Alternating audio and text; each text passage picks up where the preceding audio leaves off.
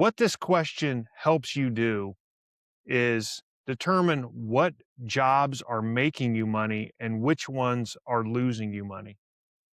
And you're not asking yourself that question and finding out that answer just for fun. You're doing that to make a decision and take action in your business to do more jobs that make more money for you and do less jobs that make less money for you. Here we are, Chad Boyle, CPA. I'm here with my trusty business partner, brother. Go ahead and introduce yourself. Yeah, I'm Corey. Hi, everybody. Yeah. Brother. Brother. I'm brother. Here we are. And we are here to talk about job costing 101, why your P&L is lying to you, or maybe a better way to say that is what your P&L is not telling you. So let's just dive right in. So your business is growing. You got more trucks, more crews, more revenue than you did 3 years ago. So your fleet's growing, your crews are growing, you got more work that you're doing, and that's driving more revenue. The top line is up. But is that good? And the story we tell ourselves when we look at this P&L, hey, we got some great revenue, 2.4 million. The cost of doing that work to generate that 2.4 million is 1.75 million. We have some overhead or operating expenses of 520 for a net profit of 130. So we're profitable. We're doing well, right? Maybe is the answer. Now, let's just pause here and let's kind of go a little bit deeper on this slide and these numbers here. Because these are great numbers. Don't get me wrong. Anybody who builds a business where you're generating revenue of 2.4 million, you're profitable, putting $130,000 in your pocket after paying all your expenses, you're obviously doing a lot of things right. But I mean, we're not looking at these numbers to pat ourselves on the back. We're not looking at these numbers to make ourselves feel good.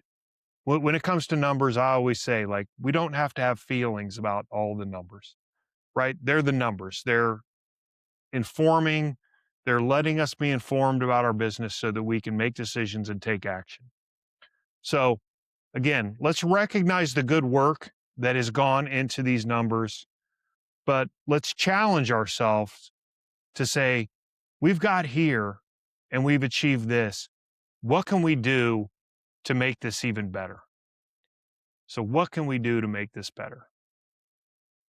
Because, if you got on paper, you're making 130K and it doesn't seem like you're really making traction in your business or you're not where you want to be. And, the bank account's not really reflecting what you're seeing on paper. Like, where did the money go? Why are you not making more? Why do you feel like you aren't making any progress? I mean, some of the issues could be because there are jobs that you're losing money on. There are jobs that you're making money on. And the problem is you don't know which jobs are good and which jobs are bad. So the P&L says you're profitable. So you think you're fine. So because of that, and you're putting money in your pocket, you avoid looking closer, right? Because let's face it, you got a ton to do. You got jobs to deliver. You got customers calling you, wanting you to come out, provide a bid to do more work. You have crews that you have to manage. Plus, you got, uh, things in your personal life that go on as well. So you avoid looking at the numbers because it feels like busy work. Maybe for you, the numbers are intimidating. I know a lot of guys like the numbers, but maybe some people, it's just too much. And maybe you just don't want to know the answer.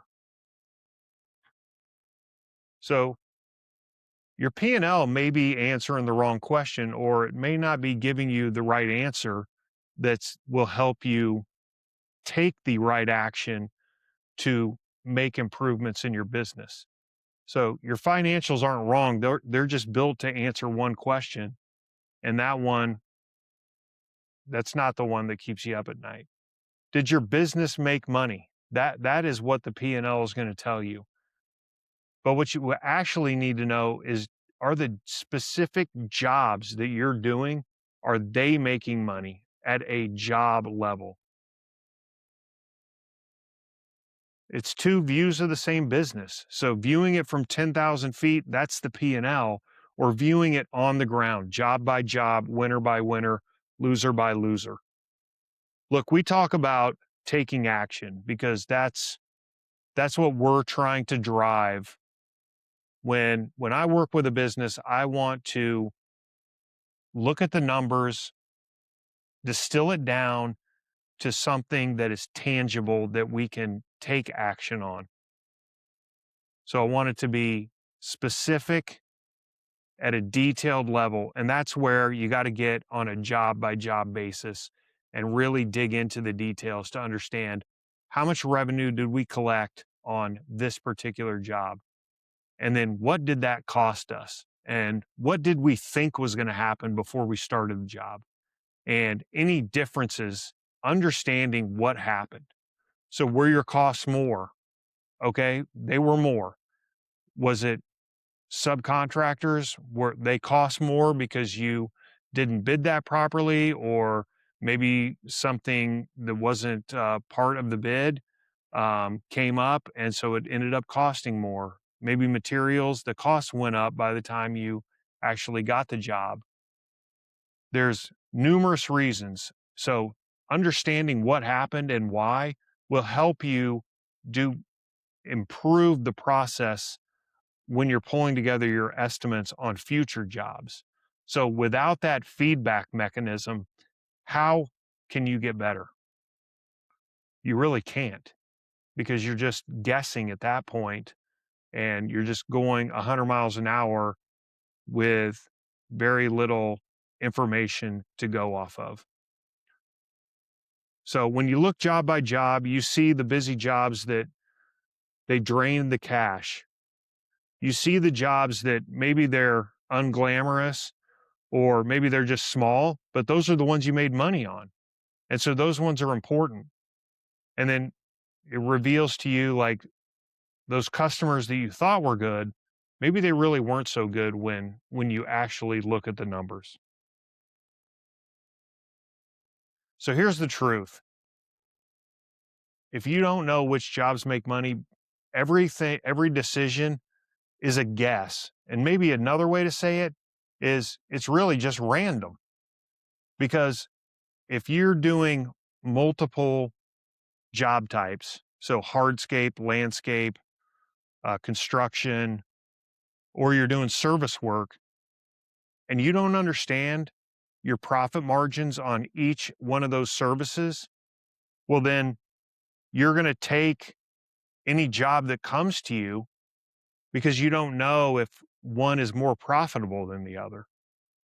And then that is going to create a result that it's random. You're not driving the result based on, I want to accept more of these jobs because they make me more money than other jobs.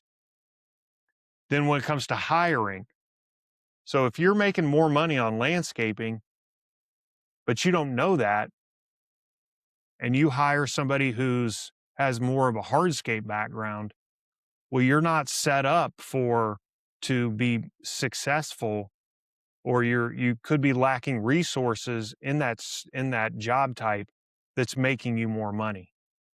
And then what to bid, if you don't understand the profit margins at a service level, is your marketing going to reflect?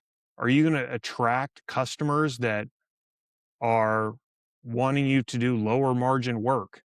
So that's the importance of understanding that job level margin, because it will inform every decision you make, from the jobs that you accept and bid, your hires, and your marketing decisions. And without it, it's really just random. And so randomness is very hard to control and very hard to improve on.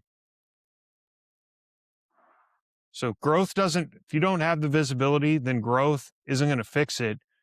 It's really just going to magnify it. So a small problem just becomes a bigger one when you have more jobs that you're working with more crews, more equipment, on and on. I think you get the picture. So there is another way, and that way is clarity. You know which jobs make money, and then you choose to do more of them on purpose because they do make you more money. You know which customers pay and which ones cost you to keep.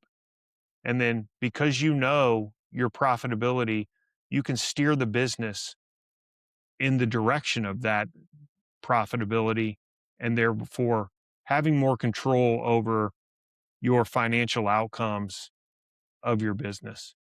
So you go from guessing and anxiety to control and confidence. So, really, the honest truth is you don't have to become an accountant. You really just need a system.